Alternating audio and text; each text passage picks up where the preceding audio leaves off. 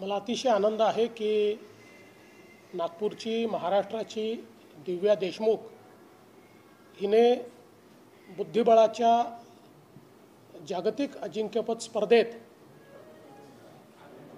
ही स्पर्धा जिंकलेली आहे आणि ग्रँड मास्टरचा खिताब देखील या ठिकाणी प्राप्त केलेला आहे।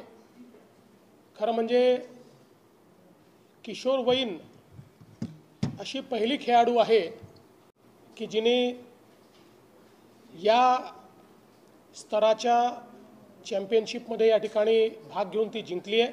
तसं तिने दुसऱ्यांदा याच्यामध्ये भाग घेतला।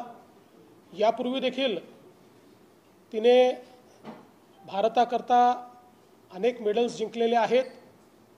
वेगवेगळ्या स्पर्धांमध्ये अतिशय उत्तम अशा प्रकारची कामगिरी ही तिने केलेली आहे। जवळपास 35 मेडल्स ही तिने जिंकलेले आहेत, त्यापैकी 23 गोल्ड मेडल आहेत। त्यामुळे एक अतिशय होतकरू खेळाडू म्हणून आपण तिच्याकडे पाहू शकतो।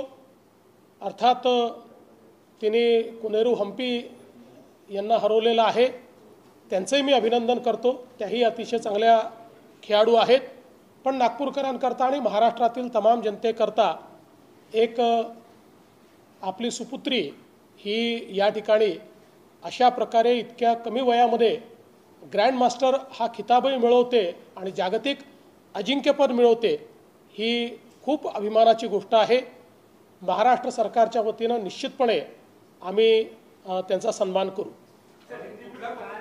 आपण शिवछत्रपती तिला जाहीर यापूर्वी दिलेल्या राज्य सरकारने आता काही मोठ्या पारितोषिकाची गोष्ट आणि ती जागतिक स्तरावर तुम्ही नाव कमवले निश्चितपणे। त्यामुळे ज्यांनी आपल्या भारताचं आणि महाराष्ट्राचं नाव मोठं केलेलं आहे अशा खेळाडूंचा उचित सन्मान झालाच पाहिजे।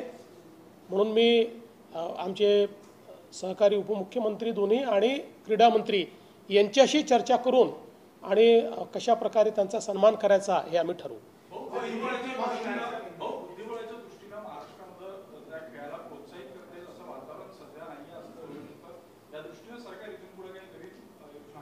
निश्चितपणे या संदर्भात जर काही नवीन योजना आखण्याची आवश्यकता असेल तर त्या आम्ही निश्चितपणे आखू। आपले खेळाडू ज्या खेळामध्ये उत्तम खेळत आहेत त्यांना योग्य मदत झाली पाहिजे, वातावरण तयार झालं पाहिजे, अशा प्रकारचा प्रयत्न हा आपला निश्चितपणे असेल। सर, गेल्या 10 वर्षांमध्ये मोदीजींच्या नेतृत्वाखाली भारतातील खेळाडूंमध्ये जे फरक पडलेला आहे, तर यावेळेस प्रथमच असं घडलंय की चायनाचे खेळाडू मागे होते आणि पहिल्या 2 स्पॉटसाठी भारतीय खेळाडू होते। आपण काय म्हणता? नाही, ही खरोखर आनंदाची गोष्ट आहे की पहिल्या दोन्ही स्पॉटवर म्हणजे या स्पर्धेच्या फायनलमध्ये खेळणारे दोन्ही खेळाडू या आपल्या भारताच्या खेळाडू होत्या, दिव्या देशमुख आणि कोनेरू हम्पी।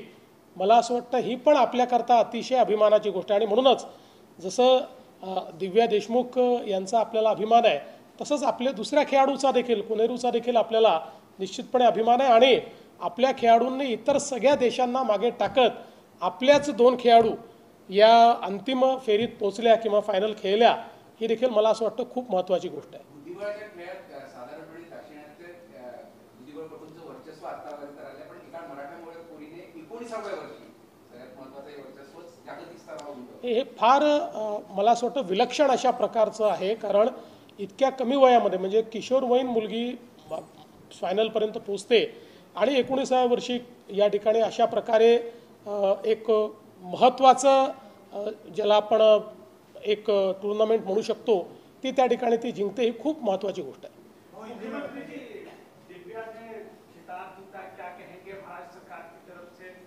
देखिए, ये हमारे लिए बहुत ही खुशी की बात है कि हमारे महाराष्ट्र की अपने नागपुर की दिव्या देशमुख इन्होंने ये खिताब जीता है और अंतर्राष्ट्रीय जो चेस टूर्नामेंट है उसमें उन्होंने अपने ही देश की भारत की ही हम्पी कोनेरू इनको हराकर इस टूर्नामेंट को जीता है। मैं कोनेरू हम्पी का भी उनको भी बधाई देना चाहता हूँ। और ये विशेष है कि बहुत कम उम्र में इसको जीतने का काम उन्होंने किया है और इस उम्र में आते आते करीब 35 मेडल्स इससे पहले उन्होंने जीते हैं। तो एक प्रकार से बहुत ही अच्छी खिलाड़ी के रूप में हम लोग दिव्या देशमुख इनको देखते हैं। वो महिलाओं में चौथी ग्रैंड मास्टर है और हम लोगों को निश्चित रूप से उनसे और भी बहुत सारी अपेक्षाएं हैं। इसलिए हम लोग महाराष्ट्र सरकार की ओर से उनका निश्चित रूप से सम्मान करेंगे। सर, पहली बार ऐसा देखा गया कि गोल्ड और सिल्वर भारत को मिला है।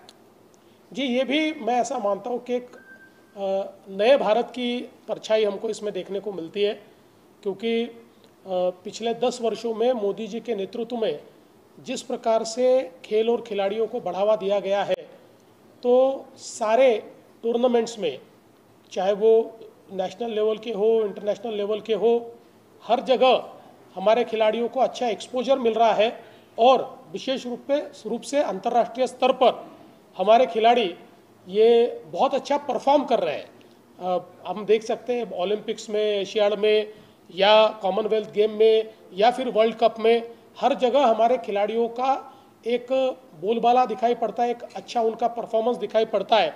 तो मुझे लगता है ये हमारे लिए, देश के लिए बहुत अच्छी बात है।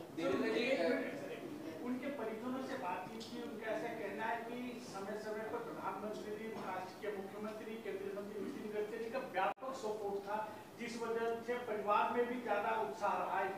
नहीं, बिल्कुल ऐसे होनहार खिलाड़ियों को सपोर्ट करना, ये मैं ऐसा मानता हूँ कि एक प्रकार से हमारी जिम्मेदारी भी है और आगे भी ऐसे जो होनहार खिलाड़ी है उनको जितना सपोर्ट हम कर सकते हैं हम करने की कोशिश करेंगे। राजकीय प्रश्न आहे। राज ठाकरे यांनी वर्षा गायकवाड यांना पत्र लिहून त्यांनी जे लोकसभेमध्ये खासदार दुबे यांना जे धारेवर धरलं होतं त्याबद्दल त्यांचं अभिनंदन केलेलं आहे। त्यांनी हे म्हटलेलं आहे की तुम्ही या विषयावर बोलले, मात्र इतर 45 खासदार का शब्द आहे? मला याच्याबद्दल काही माहिती नाही, त्यांनी काय पत्र लिहिलं हे मला माहीत नाही, मला काही पत्र लिहिलं नाही त्यांनी, त्यामुळे मी ते काही वाचलं नाही। ऑपरेशन महादेव अंतर्गत 2 पालगामच्या हल्ल्यात सहभागीच्या 2 आतंकवाद्यांना खात्मा करण्यात असं आहे की आत्तापर्यंत जी माहिती आहे त्यात ऑपरेशन महादेवमध्ये 3 आतंकवाद्यांना या ठिकाणी मारण्यात आलेलं आहे आणि मला असं वाटतं की जे जे भारताच्या विरुद्ध अशा प्रकारचा हल्ला करतील त्यांना या ठिकाणी भारत कुठे पोचवेल हे यातून स्पष्ट झालेलं आहे। यापेक्षा जास्त माहिती माझ्याकडे देखील नाही, त्यामुळे ज्यावेळेस या संदर्भात काही अधिकृत घोषणा होईल त्यांच्या संदर्भात त्यावेळेस मी त्याच्यावर बोलेन। सर, इस तरीके से ऑपरेशन महादेव चलाया जा रहा है, घुसपैठ रोकी जा रही है, 3 आतंकवादियों को ढेर किया गया, बड़ी मात्रा में गोला बारूद भी बरामद किए गए। देखिए, लगातार हमारी सेनाएं और हमारे सिक्योरिटी फोर्सेस ये आतंकवादियों के खिलाफ ऑपरेशन चला रहे हैं और ये भी मैं ऐसा मानता हूँ कि भारतवासियों के लिए एक महत्वपूर्ण घटना है कि ऑपरेशन महादेव के तहत 3 आतंकवादियों को मार गिराया गया है। जो भी भारत के खिलाफ लड़ाई करेगा और भारत में आतंकवाद फैलाएगा, हमारी सेना और हमारे फोर्सेस उनके साथ इसी प्रकार का सलूक करेंगे।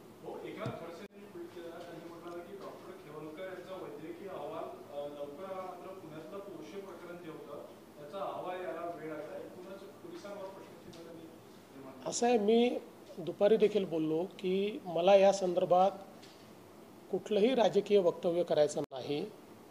शेवटी पोर्शे प्रकरणामध्ये आपल्याला कल्पना आहे की ज्या लोकांनी त्या अहवालामध्ये गडबडी केली त्यांना नोकरीतनंच काढून टाकलेलं आहे, त्यामुळे कोणीही गडबड करेल तर त्याच्यावर कारवाई होईल आणि तेव्हापासनं जे काही अहवाल आहेत ते योग्य आले पाहिजेत आणि वेळेत आले पाहिजेत, अशा प्रकारचा हा प्रयत्न त्या ठिकाणी विभागाचा आहे।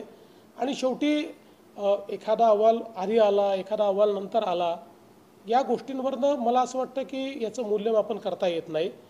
माझी अपेक्षा आहे की मीही याला राजकीय रंग देऊ इच्छित नाही आणि त्यांनीही विनाकारण याला राजकीय रंग देण्याचा प्रयत्न करू नये। त्यातनं मला असं वाटतं की कुठेतरी त्यांच्याकरताच ते योग्य दिसणार नाही।